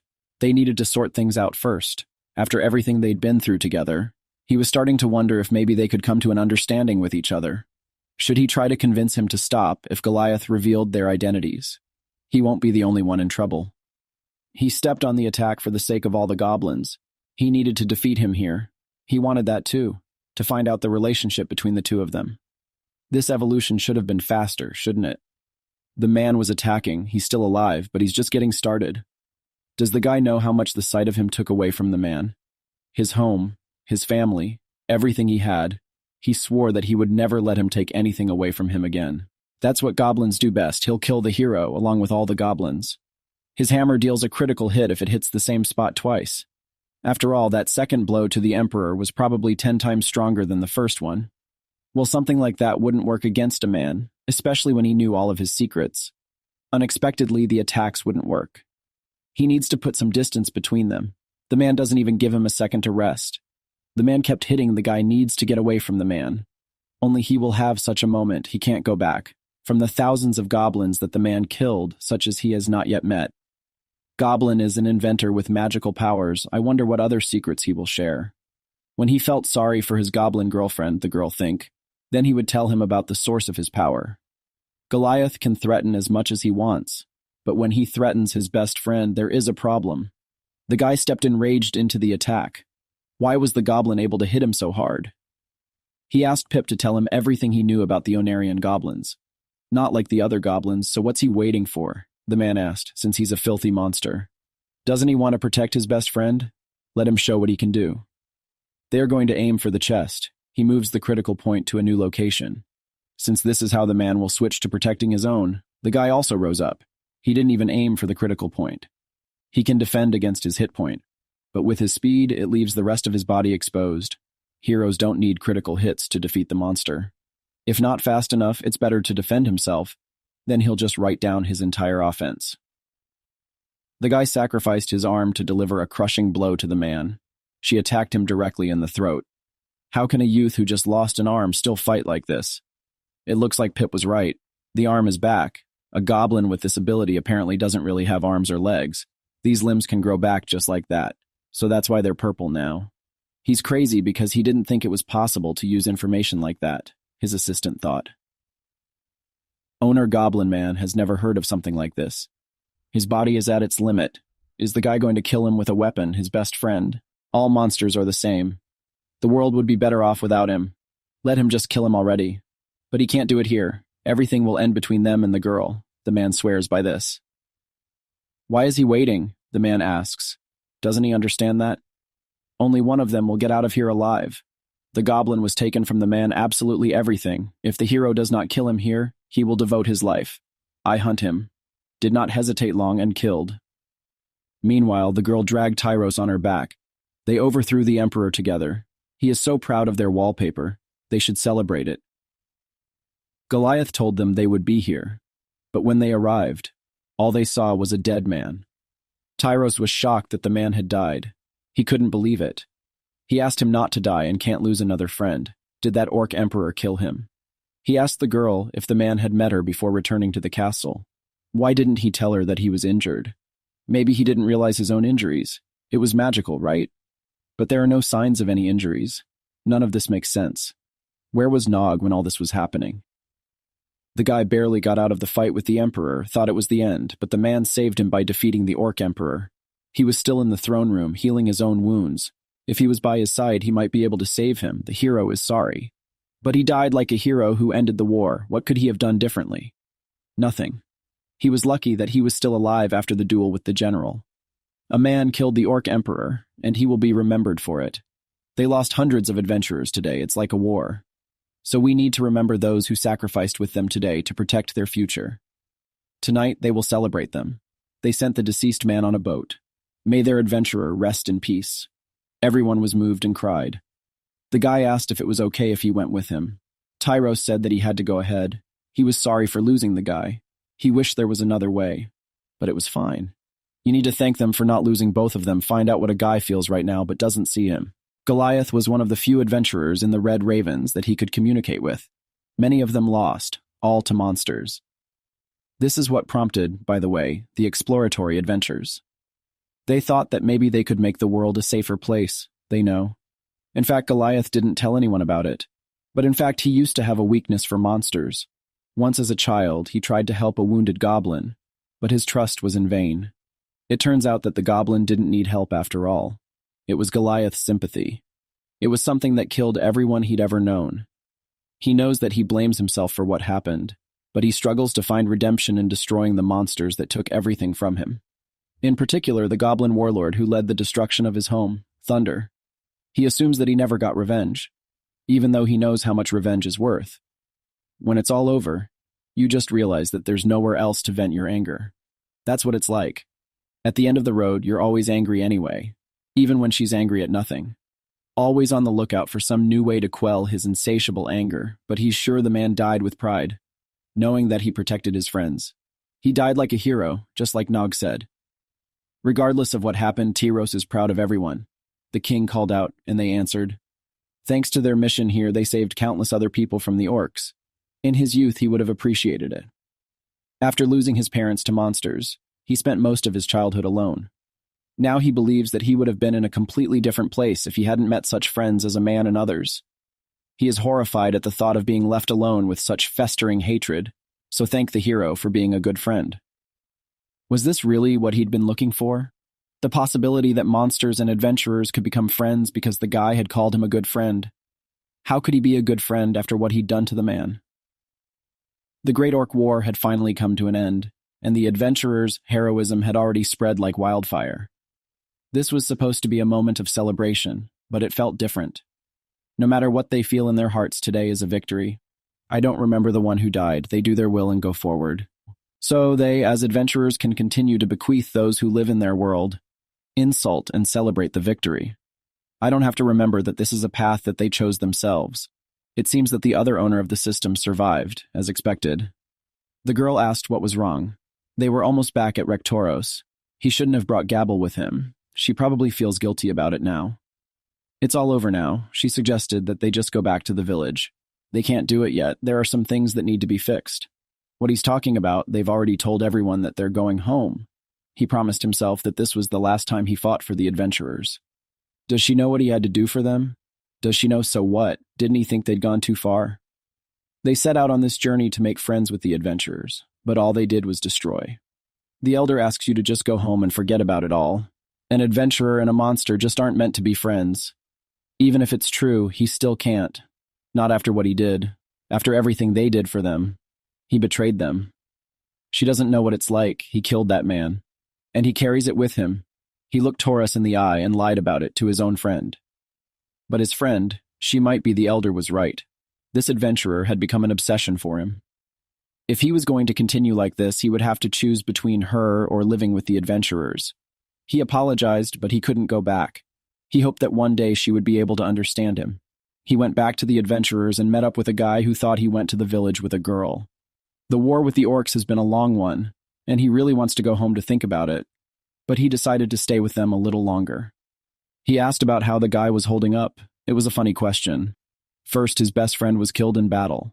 Now his father's sword wouldn't even answer him. He must have overdone it. Now it's just a good paperweight. After analyzing, the sword looks completely different than before. It is identified as the same weapon. Is this what Tyros means when he can't use his weapon? He figured, why don't they go to the training ground? Maybe his sword just needs to warm up a bit. The guy apologized, but he wasn't in the mood right now, if he didn't mind. They'd leave him alone for now. Meanwhile, the girl in the forest was complaining that he was so stubborn. Don't I remember everything from before? She can swear that she always beat up those hooligans who used to molest him. She just wants things to go back to normal. In the meantime, she reached the village. Why everything should have changed. Now she thinks about it. If Nog did a lot for her too. Friends should help each other. That's why he went back there for Terra's. Back then, it was just like when they were kids. But she had to go back to him. The girl threw her backpack and went back. The hero reassured himself. He didn't leave his best friend behind. Meanwhile, the defense of that man was hung on a stand, and they put up a memorial in his honor. She got there and looked everywhere for a friend, but came across the guys. They were happy to see her again. They were just going to look for her. She said they were hunting wild boars, didn't she? The guy immediately thought it was strange that he returned without a girlfriend and realized that something was wrong. The guy and she got into a fight. It doesn't mean anything, but the guy understands what it's like. He knows that fleeting regret. He assumes that the guy has just left for the training ground, so that will give them some time. But for what? He knows how best to make up for a fight with her best friend, a gift. The guys can help her choose something. That would be great, the girl rejoiced. She knows that he has lost a close friend, but she is glad to see him in high spirits. She would have seen him a couple of hours ago. He was so gloomy. It's good that his mood has improved. Nog came by earlier and cheered him up. But now about the girl. She knows that she owes her for saving his life. So they go looking for a gift for the hero. The guy was talking to Pip. He didn't know what to do. It feels like he's been doing everything wrong lately. Taros and Gubble are both moving further away from him. He had to bridge the gap between goblins and adventurers. But what if he loses his friends from all sides? The new assistant should not give him such advice. Perhaps he should think about what these scholarships are based on. Friendship is built on trust and time, as well as lies and deceit. All the hero did was lie to the guy and the others. Even if he told them the truth now, there's no way they'd see him as different. Not after what he did. He would have liked to find another way, but the man left him no choice. He sees that now his friendship with Taros cannot be saved. He decided to go back to say goodbye for the last time, and then apologize to the girl. He preferred this life to his friendship. It was his biggest mistake. But it's not worth losing everything. It's the end of the beer journey. I have to tell them for now. As a gift, the girl chose a watch. But didn't they say that they have a lot of watches at home? It can't be that they have an abundance of them at home. A friend reminded her that she said it really was. But the guy likes watches and messing around with things, so she thought she would buy him another one. Today, something is wrong with the guy. He squeezes her hand very hard, by the way. They didn't tell her much about the house. So he decided to find out where they are from and how they are doing there. The guy was very strange. He said that the girl does not answer him. He repeats where her house is, and squeezes her shoulder even harder. He says that the girl is causing harm. She asks to let her go.